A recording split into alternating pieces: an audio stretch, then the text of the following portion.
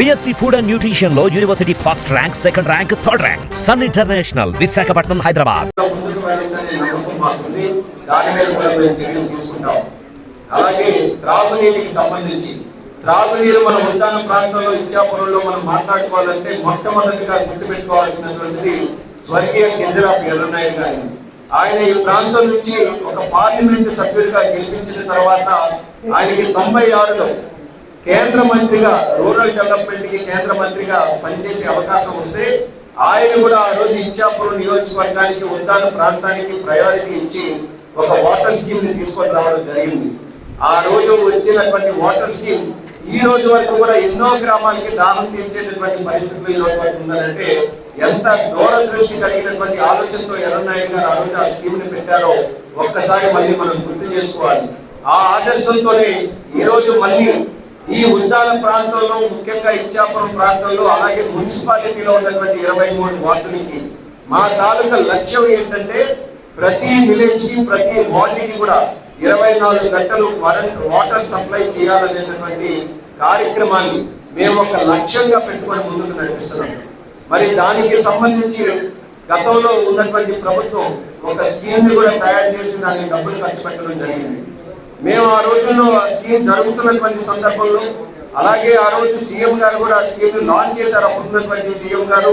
మరి అది జరిగిన తర్వాత కూడా చాలా ప్రాంతానికి వెళ్ళి చూస్తే ఎక్కడ కూడా వాటర్ వచ్చే పరిస్థితి లేదు. స్కీమ్ ప్రారంభమైంది, దానికి సంబంధించి కార్యక్రమాలు జరిగాయి. మరొక పక్కన విలేజెస్కి వెళ్తే ఎక్కడికక్కడ కార్యక్రమాలు జరుగుతున్నాయి. మరి అంత డబ్బులు కూడా ఖర్చు పెట్టి సుమారు 700 కోట్ల రూపాయలు ఖర్చు పెట్టినటువంటి కార్యక్రమం జరిగితే మీరు కూడా ఒకసారి ఆలోచించండి, ఏ ప్రాంతానికైనా తాగునీటి సమస్య ఉండాలప్పటికీ ఎక్కడ కూడా ఉండక్కర్లేదు. కానీ ఇప్పటికీ కూడా ఆ స్కీమ్ వచ్చిన తర్వాత, స్కీమ్ తాలూకా పనులు జరిగిన తర్వాత కూడా ఈరోజు ఇంత పెద్ద ఎత్తున ఒక క్రిటికల్ ఇష్యూగా తాగునీటి గురించి మాట్లాడుతున్నాం.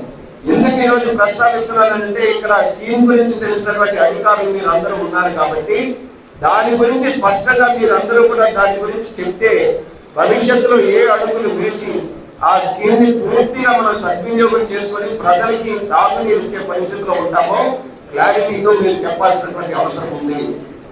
ఈ రోజు ఉన్నటువంటి ప్రభుత్వం ప్రజలకి మంచి చేయాలనే ఉద్దేశంతోనే ఈరోజు మొట్టమొదటిగా మేము కూడా గెలిచిన తర్వాత కార్యకర్తలతోనే సమావేశాలు పెట్టి ఎన్నో ఆర్భాటాలు చేయొచ్చు. కానీ మా ప్రయారిటీ ప్రజల సమస్యలు కాబట్టి ఈరోజు ముందుగా మేము రివ్యూ మీటింగ్ పెట్టుకున్నాం. ఇచ్చాపురంలో సమస్యల మీద మనం దృష్టి పెట్టి దాని మీద ఒక కార్యాచరణ మనం రూపకల్పన చేసుకుంటే ప్రజల్లో కూడా ఒక నమ్మకం ఉంటుందనే ఆలోచనతో ఈ కార్యక్రమం చేస్తున్నాం. కాబట్టి అధికారులు మీరు కూడా ఇది మంచి అవకాశంగా తీసుకొని మనం ఏ స్కీమ్స్ మీద అయితే ఇక్కడ డిస్కస్ చేస్తున్నామో, ఇరిగేషన్ కానీ, జల్ జీవన్ కానీ, రర్బన్ కానీ, ఇలాంటి స్కీమ్స్ ఏవైతే ఈ ప్రాంతానికి చాలా కీలకంగా ఉన్నటువంటి ఉన్నాయో మీరు సరైనటువంటి సమాచారం, గ్రౌండ్ లెవెల్లో ఉన్నటువంటి రియాలిటీ పిక్చర్ మాకు తెలియజేయగలిగితే మేము మా తాలూకా నిర్ణయాలు కానీ, మేము చేసే కార్యక్రమాలు కానీ దానికి అనుగుణంగా చేయడానికి అవకాశం ఉంటుంది. మీరు వేరే రకంగా కానీ మీరు డైరెక్ట్ చేస్తే అది ఎవరికి ఉపయోగం ఉండదు. అధికారులు కూడా మరొకసారి నేను తెలియజేస్తున్నాను, జిల్లా రివ్యూ మీటింగ్ లో కూడా నేను చెప్పాను, టీం వర్క్ తో మనం అందరం పనిచేద్దాం. ఈరోజు మ్యాండేట్ ఇచ్చిన తర్వాత ప్రభుత్వంలో ప్రజాప్రతినిధులుగా ఎన్నుకోబడినటువంటి వ్యక్తులుగా మేము ఉండాలని ప్రజలు గౌరవించి ఓట్లేసి మాకు ఈ స్థానంలో కూర్చోబెట్టారు. మేము చెప్పినటువంటి మాటకి గౌరవించాల్సినటువంటి బాధ్యత, అవసరం అధికారులందరి మీద ఉందని కూడా ఒకసారి గుర్తు చేస్తున్నాను. మీరు ఇండివిజువల్ గా ఏది పడితే అది చేస్తామనంటే అది సరికాదు. ఎవరికి వాళ్ళు మీకు నచ్చినట్టుగా పనిచేస్తామనంటే అది సరికాదు. అందరినీ కలుపుకుంటూ వెళ్తూ ప్రభుత్వం ఇచ్చినటువంటి ఆదేశాలు తూచా తప్పకుండా పాటిస్తూ మనం ఏవైనా సరే ఒక టైం లైన్స్ కానీ మనం ఏదైనా పెట్టుకుంటే దానికి కూడా మనం గౌరవించుకుంటూ పనిచేసినప్పుడే మనం లక్ష్యాలు చేరుకుంటాం. మీకు కూడా మంచి పేరు వస్తుంది. పని చేసినటువంటి ప్రతి ఒక్క అధికారిని కూడా మేము ప్రోత్సహిస్తాం, గౌరవిస్తాం, ముందుకు నడిపిస్తాం. కానీ పని చేయనటువంటి వాళ్ళు ఎవరైనా ఉంటే మాత్రం ఈరోజు మొట్టమొదటి రివ్యూ మీటింగ్లోనే చెప్తున్నాను, వాళ్ళందరూ కూడా పని చేయని వాళ్ళు ఎవరైనా ఉంటే వాళ్ళ మీద చర్యలు తీసుకోవడానికి కూడా ఎక్కడ వెనకాడమని కూడా ముందుగా తెలియజేస్తున్నాను. సాకులు చెప్పకుండా పనుల మీద మనం దృష్టి పెట్టాలి. అన్ని అవకాశాలు ఈరోజు ఉన్నాయి. రాష్ట్రం కేంద్రం అన్ని కూడా ఎన్డీఏ ప్రభుత్వం ఈరోజు ఏర్పడి ఉంది. ఎప్పుడో 96లో ఈ జిల్లాకి ఒక కేంద్ర మంత్రిగా అవకాశం వస్తే, తర్వాత మళ్ళీ ఒక ఎంఓఎస్గా ఆ రోజు కృపారాణి గారికి అవకాశం వస్తే, మళ్ళీ ఈరోజు కేంద్ర మంత్రిగా ఈరోజు ఇక్కడ పార్లమెంటు సభ్యుడిగా నాకు అవకాశం వచ్చింది. ఆ అవకాశాన్ని ఈరోజు జిల్లాకి పూర్తి శాతం వినియోగించాలనే ఆలోచనతో నేను పనిచేస్తున్నాను. నాకు మీ అందరి తాలూకా సహకారం కావాలి. కేంద్రంలో అనేకమైనటువంటి పథకాలకి నిధులు ఉన్నాయి, కానీ ఇక్కడ గ్రౌండ్ లెవెల్ నుంచి ఆ పథకాలకి అనుగుణంగా మనం కానీ డిపిఆర్ని తయారు చేసుకొని ముందుకు నడిస్తేనే ఆ నిధులు తెచ్చుకోగలం మనం.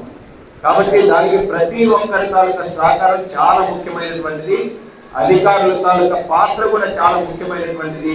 ఆ సహకారం కోరుతూ ఈ యొక్క కార్యక్రమానికి ఇచ్చేసినటువంటి ప్రతి ఒక్క అధికారికి కూడా నా తాలూకా ధన్యవాదాలు తెలియజేసుకుంటున్నాను. ఈరోజు జరుగుతున్నటువంటి సమీక్షలో కొన్ని తీసుకున్నాం. చాలా టాపిక్స్ ఉన్నాయి ఈరోజు ఇచ్చాపురంలో మనం చర్చించాల్సినటువంటివి. కానీ ఇమీడియట్ గా మనం ఏవైతే మనం చర్చించాలో అలాంటివి కొన్ని తీసుకున్నాం. ఒక్కొక్క డిపార్ట్మెంట్ వైజ్ గా మనం చేద్దాం. క్లియర్ గా మీరు అందరూ కూడా ఇన్ఫర్మేషన్ ఇవ్వండి. భవిష్యత్తులో ఏ చర్యలు తీసుకోవాలనేది మా పరంగా ఏమైనా ఇప్పుడు నిర్ణయం తీసుకుంటే నేను కానీ ఎమ్మెల్యే గారు కానీ ఇప్పుడు నిర్ణయం తీసుకొని చెప్తాం. ఇంకా ఏదైనా రాష్ట్ర ప్రభుత్వం కేంద్ర ప్రభుత్వానికి సంబంధించిన ఉంటే ఆ ఫాలోఅప్ అంతా కూడా మేము చేస్తాం. కానీ మా ఆదేశాలు మాత్రం తూచా తప్పకుండా పాటించాలని మాత్రం ప్రతి ఒక్క అధికారికి మరొకసారి సందర్భంగా తెలియజేసుకుంటూ, అందరికీ కూడా మరొకసారి నా ధన్యవాదాలు తెలియజేసుకుంటూ రివ్యూ మీటింగ్ ప్రారంభించమని కమిషనర్ గారు కోరుకుంటున్నాను.